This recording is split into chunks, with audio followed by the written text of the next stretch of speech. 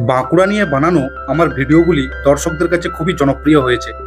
প্রায় প্রতিটি 1 লক্ষেরও বেশি ভিউ পেয়েছে ফেসবুকে। আপনাদের সেই ভালোবাসাকে সম্মান জানিয়ে আজও নিয়ে চলে এসেছি বাঁকুড়া নিয়ে আরও একটি ভিডিও। আজকের ভিডিওতে আপনি দেখতে পাবেন গ্রামের মধ্যে একটি ড্যাম ও ঝর্ণা, বাঁকুড়ার মেঠো লাল পথ ও বীরসিংহ রেঞ্জের জঙ্গল। চলুন তবে শুরু করা যাক। প্রথমেই চলুন দেখাই বাঁকুড়া জেলার পান্ডুয়া ও নারিচা গ্রামে অবস্থিত একটি ছোট্ট ড্যাম। দ্বারকেশ্বর নদের একটি উপনদী হয়ে বয়ে গেছে হরিণমুড়ি। এটিকে নদী না বলে খাল বলাই ভালো, কারণ বেশিরভাগ সময় এই খালে জল থাকে না, থাকে শুধু সাদা ও ধূসর রঙের বালি। সেগুলি সবসময় চিকচিক করে। তবে বর্ষাকালে এর রূপ হয় ভয়ঙ্কর, রীতিমতো বন্যার পরিস্থিতি তৈরি করে আমাদের এলাকায়। এই খালেরই ওপর পান্ডুয়া গ্রামের পশ্চিম দিকে এই ড্যামটি নির্মাণ করা হয়েছে।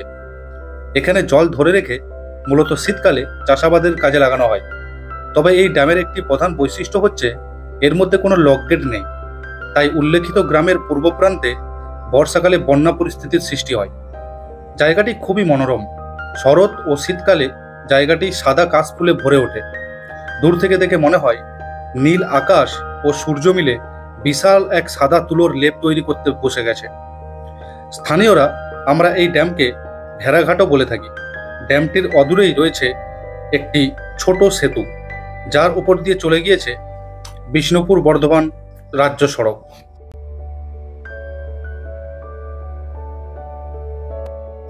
তাই বর্ধমান হয়ে বিষ্ণুপুর ঘুরতে এলে একবার জায়গাটি ঘুরে যাবেন, দেখবেন মনটা ফুরফুরে হয়ে যাবে। এবার চলুন আমরা চলে যাই আমাদের দ্বিতীয় গন্তব্য বীরসিংহের জঙ্গলে।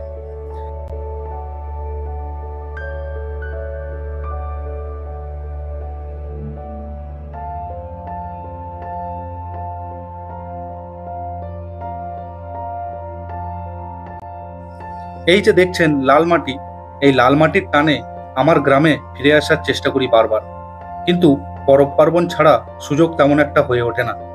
আর আমি যখনই গ্রামে আসি তখনই আমার বাহন হিসাবে কাজ করে রূপচাঁদ। এবার কিছু কথা বলে রাখার প্রয়োজন। আমি যে জায়গাগুলি দেখাচ্ছি সেগুলি কিন্তু কোনো ট্যুরিস্ট প্লেস নয়, তাই হোমস্টে, হোটেল এই সব কিছু আপনি এখানে পাবেন না। তবে আপনি বিষ্ণুপুর বা সোনামুখীতে থেকে বাস, টোটো বা বাইক ভাড়া করে ঘুরতে আসতেই পারেন। তো যেখানে ছিলাম, আমাদের গ্রামের উত্তর দিকে 3 কিমি গেলেই বীরসিংহ রেঞ্জের জঙ্গল শুরু, আর দক্ষিণে 7 কিমি গেলেই জয়পুরের জঙ্গল। আজ উত্তরেই যাচ্ছি, দক্ষিণ অন্য কোনো একদিন দেখাবো। জায়গাটি অসম্ভব রকম নিস্তব্ধ। কলকাতার যন্ত্র ঝংকার থেকে কিছুটা হলেও রক্ষা পেল আমার কর্ণোদ্বয়। চারিদিকে সরিয়া রোবাস্টা বা শাল গাছের জঙ্গল, নিচে অনেক শালের বীজও পড়ে আছে। কিছুদিন আগে বৃষ্টি হওয়ায় কিছু বীজ ফুটে চারা বের হয়েছে। চারাগুলির মধ্যে চলে সূর্যের আলো, খাবার ও জল সংগ্রহের তুমুল প্রতিযোগিতা। যারা জিতে যায় তারাই মাথা তুলে বড় হয়।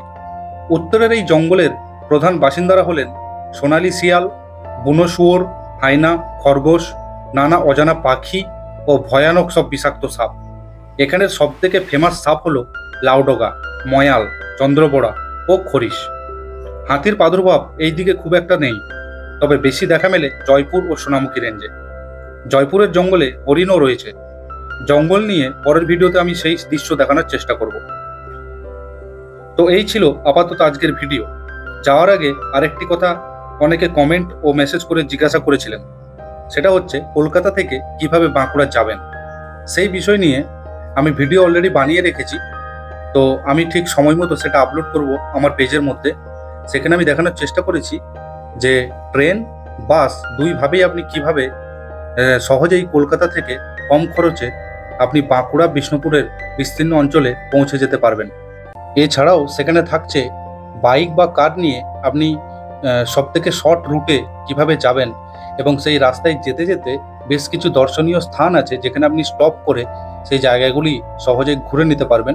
সেই বিষয়ে আমি সেখানে কথা বলেছি এবং আরও বিস্তারিতভাবে আমি আলোচনা করেছি যে বাঁকুড়া, বিষ্ণুপুর বা মুকুটমণিপুর এই সমস্ত এলাকায় বেশ কিছু হিডেন জেমস আছে, সেগুলো না ঘুরলে আপনার ভ্রমণটা অসম্পূর্ণ থাকবে। সেই বিষয়েও আমি কথা বলেছি।